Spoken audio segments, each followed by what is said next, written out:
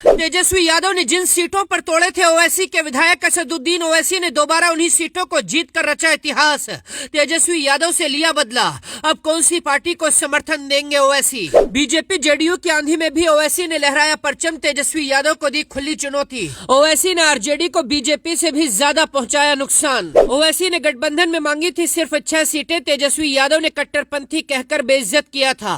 अब ओवैसी ने 5 सीटें जीतकर दिया मुंहतोड़ जवाब। बिहार चुनाव में जेडीयू और बीजेपी ने 200 से ज्यादा सीटें जीतकर इतिहास रच दिया, लेकिन असली खेल असदुद्दीन ओवैसी ने पलटा है। पिछली बार ओवैसी के 5 विधायक जीते थे, तब आरजेडी ने धोखे से ओवैसी के 4 विधायक तोड़कर उनको झटका दिया था। इसके बाद भी ओवैसी ने गठबंधन में शामिल होने के लिए 6 सीटें मांगी थी, लेकिन तेजस्वी यादव ने ओवैसी को 6 सीटें देने से इनकार कर दिया और ओवैसी को सीधा कट्टरपंथी बताया था। इसी दिन ओवैसी ने तेजस्वी यादव से बदला लेने की कसम खाई थी और आज ओवैसी ने तेजस्वी को सीमांचल में धूल चटा दी। ओवैसी अब कौन सी पार्टी को समर्थन देंगे वो बताएंगे, लेकिन उससे पहले आपको ओवैसी कौन सी सीटों पर कितने वोटों से जीते हैं वो दिखाते हैं। सीमांचल में ओवैसी की पार्टी ने जीत का परचम लहराया है। सीमांचल की जोकीहट विधानसभा सीट पर ओवैसी के मोहम्मद मुर्शिद आलम 28,000 से ज्यादा वोटों से जीते हैं। बहादुरगंज विधानसभा में भी एआईएमआईएम के मोहम्मद तौसीफ आलम ने 28,000 से ज्यादा वोटों से जीत हासिल की है,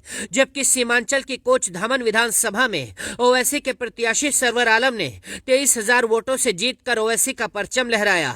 इसी तरह अमोर विधानसभा में अख्तरुल ईमान ने 39,000 वोटों के बड़े अंतर से जीत हासिल की है। 5वीं सीट बायसी विधानसभा में गुलाम सरवर ने 27,000 से ज्यादा वोटों से जीत हासिल की है। यानी ओवैसी के सभी 5 प्रत्याशी बड़े अंतर से जीते हैं। इनके अलावा सीमांचल में कई सीटें ऐसी भी रही जहां बहुत कम वोटों से ओवैसी के प्रत्याशियों को हार मिली है। सीमांचल में 8 सीटें ऐसी हैं जहां बीजेपी गठबंधन का मुकाबला सीधा आरजेडी और कांग्रेस से था, लेकिन यहां ओवैसी ने तीसरे नंबर पर रहकर अच्छे खासे वोट हासिल किए और आरजेडी का खेल बिगाड़ दिया। ओवैसी को कट्टरपंथी कहने वाले तेजस्वी यादव को सीमांचल में सबसे ज्यादा नुकसान ओवैसी ने ही पहुंचाया। ओवैसी ने कहा तेजस्वी को लगता है मुसलमान सारी जिंदगी उनके लिए वोट करेगा और वो डिप्टी सीएम मुकेश साहनी को बनाने का ऐलान करेंगे। ये मुसलमान को सिर्फ वोट बैंक समझते हैं, उन्हें लगता है बीजेपी से डराएंगे और मुस्लिम वोट बैंक को कब्जे में करते रहेंगे, लेकिन अब मुसलमान अपनी राजनीति खुद करेगा।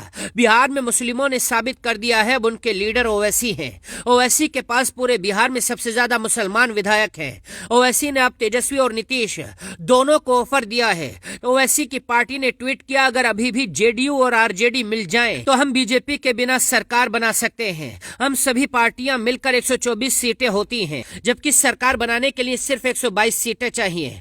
लेकिन ओवैसी ने भी साफ कर दिया मुख्यमंत्री उनकी पार्टी का ही बनेगा। हालांकि सरकार की कल्पना भी नहीं की जा सकती, क्योंकि नीतीश कुमार अभी किसी भी कीमत पर बीजेपी का साथ छोड़कर नहीं आएंगे। ओवैसी ने सरकार बनाने का गणित तो बैठाया, लेकिन वो फिलहाल कामयाब नहीं हो सकता।